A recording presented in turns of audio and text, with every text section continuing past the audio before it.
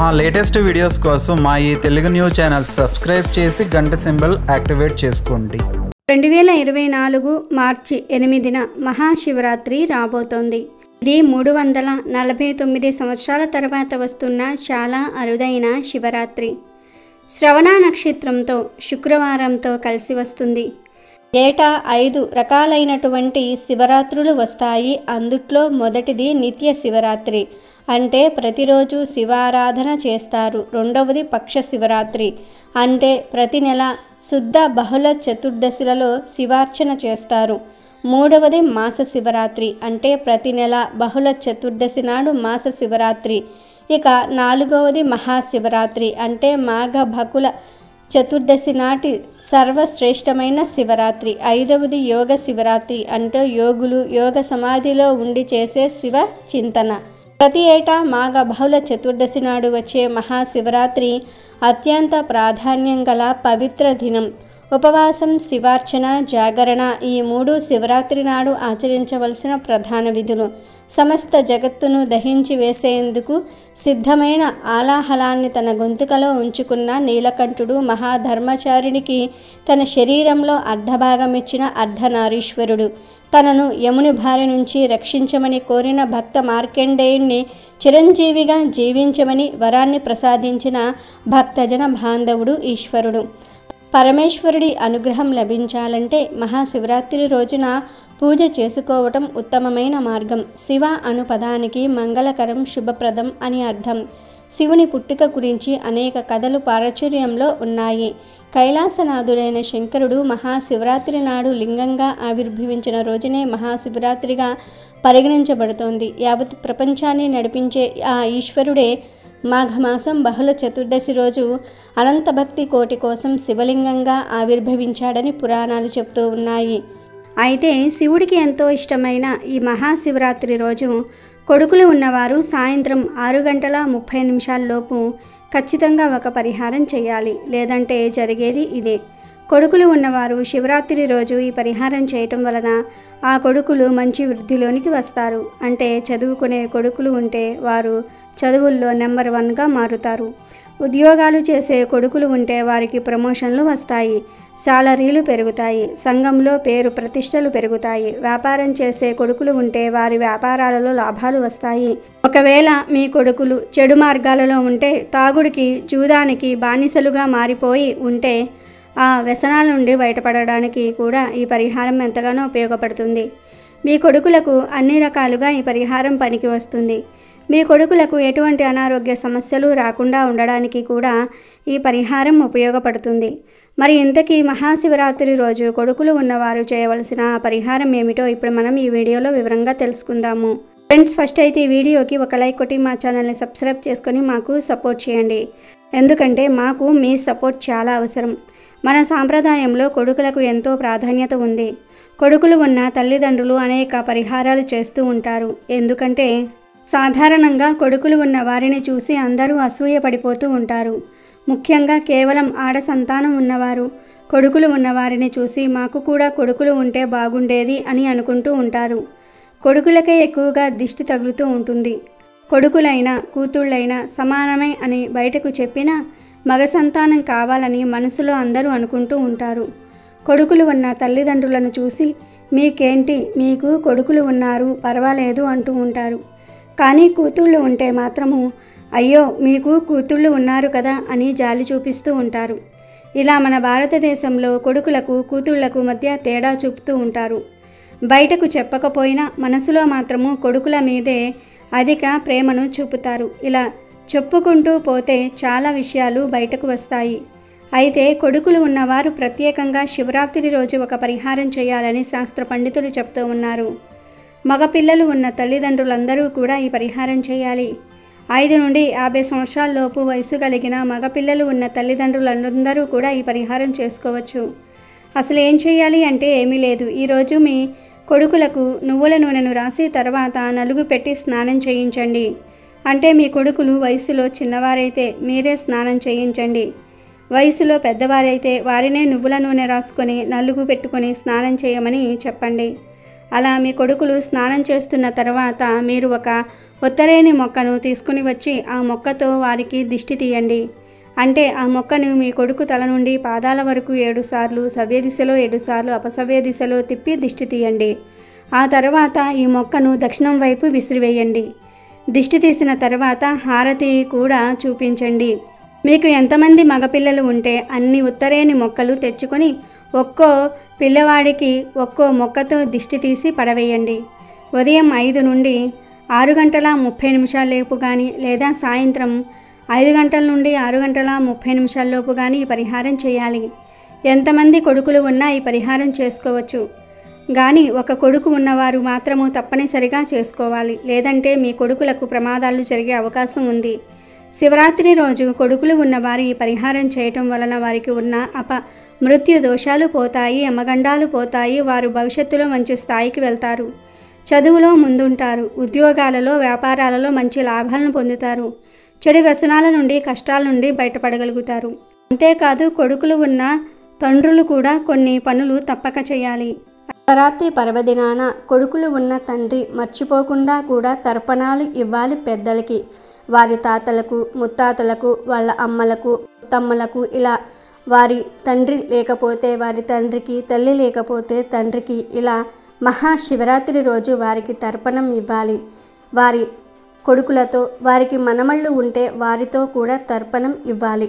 శివరాత్రి తర్పణం వదలాలనే విషయం చాలామందికి తెలియదు. కానీ కేరళలో ఈ తర్పణాలు వదులుతారు. మహాశివరాత్రి రోజు తర్పణాలు వదలటం వలన కొడుకులు సుభిక్షంగా ఉంటారనేది ఒక నమ్మకం.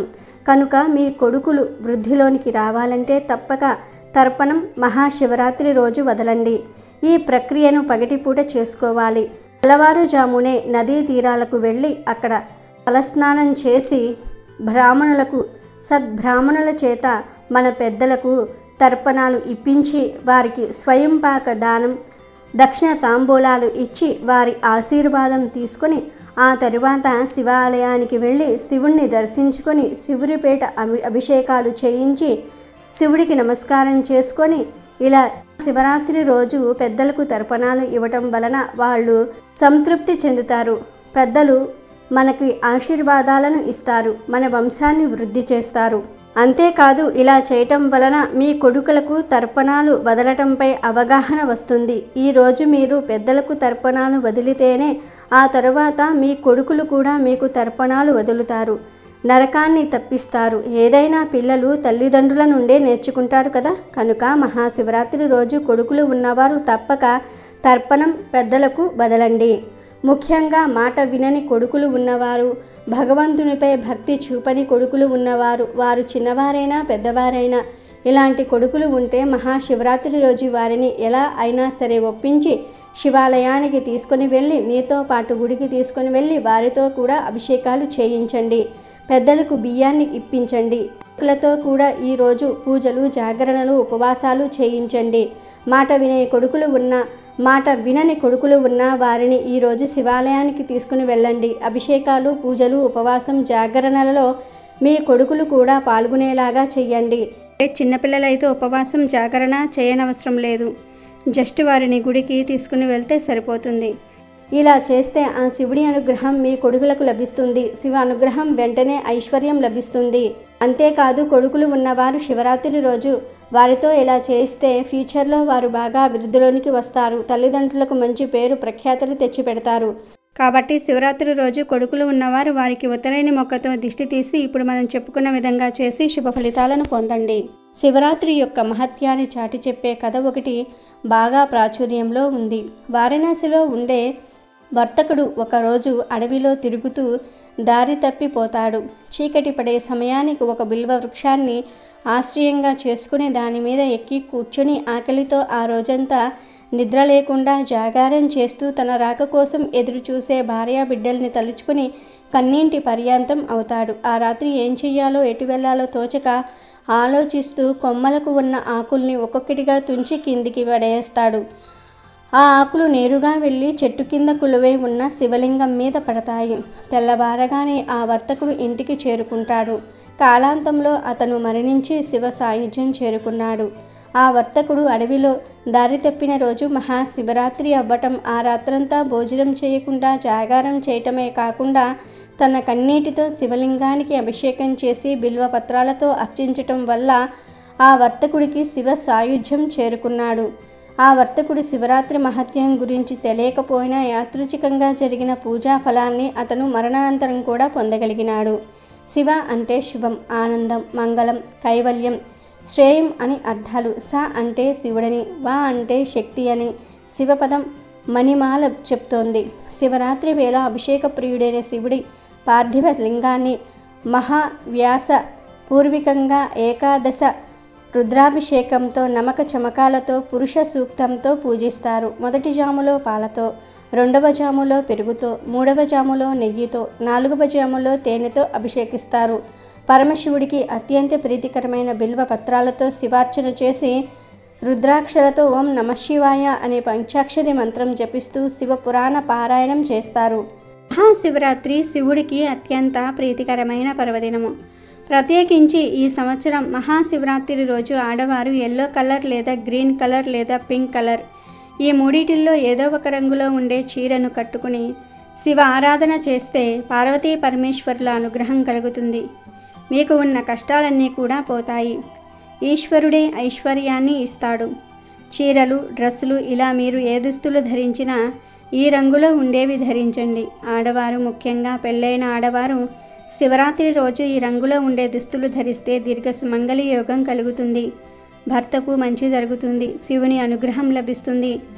ఆడవారనే కాదు, మగవారు, పిల్లలు, పెద్దలు, ముసలివారు ఇలా అందరూ కూడా ఈరోజు ఈ రంగులో ఉండే దుస్తులను ధరించటం వలన పరమేశ్వరుడి యొక్క అనుగ్రహం లభిస్తుంది. కనుక శివరాత్రి రోజు అందరూ చక్కగా ఉదయమే నిద్రలేచి శుచిగా స్నానం చేసుకుని ఎల్లో లేదా గ్రీన్ లేదా పింక్ కలర్లో ఉండే దుస్తులు ధరించండి. లేదా ఈ రంగుల కలయికలో ఉండే దుస్తులు ధరించినా కూడా మీకు మంచి జరుగుతుంది. శివరాత్రికి ఈ రంగు దుస్తులు ధరించటం శ్రేయస్కరం అని జ్యోతిష్య పండితులు కూడా సూచిస్తూ ఉన్నారు. కనుక శివరాత్రి రోజు అందరూ కూడా ఈ రంగు దుస్తులను ధరించండి. ఆడవారు, మగవారు, పిల్లలు, పెద్దలు ఇలా కుటుంబంలో అందరూ ఈ రంగు దుస్తులను ధరించి శివాలయానికి వెళ్ళండి. పరమశివుని భక్తి శ్రద్ధలతో పూజించండి. మీకంతా మంచే జరుగుతుంది. కనుక శివరాత్రి రోజు అందరూ ఈ రంగు దుస్తులను ధరించి శివ అనుగ్రహంతో సకల ఐశ్వర్యాలను పొందండి. మహాశివుడు అనేవాడు మాతృవాత్సల్యం కలవాడు. అంటే తల్లి తన బిడ్డను ఏ విధంగా రక్షిస్తుందో శివుడు అలా తన భక్తుల భక్తికి పరవశించి కోరిన కోరికలను నెరవేరుస్తాడు. మహాశివరాత్రికి పగలంతా ఉపవాసం ఉండి రాత్రి జాగరణం చేసి మరుసటి రోజు స్నానం చేసి మహానైవేద్యంగా అన్నం, కూరలు వండి దేవునికి నివేదన చూపించి పారణ చేయాలి.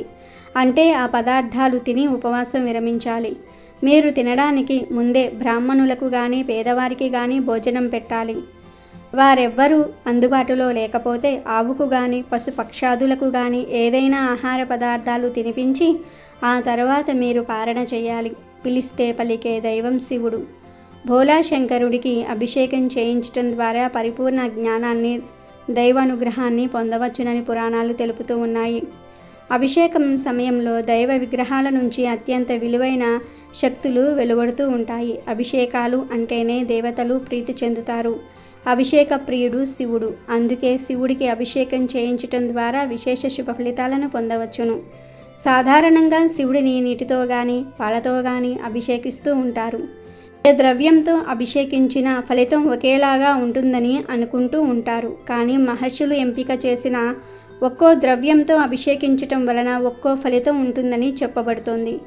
శివరాత్రి రోజున శివుడికి కొన్ని పదార్థాలతో అభిషేకం చేయిస్తే కోరుకున్న కోరికలు నెరవేరుతాయి. ముందుగా పసుపు పొడితో శివుడికి అభిషేకం చేయిస్తే ప్రభుత్వ అధికారుల నుంచి సానుకూలత లభిస్తుంది.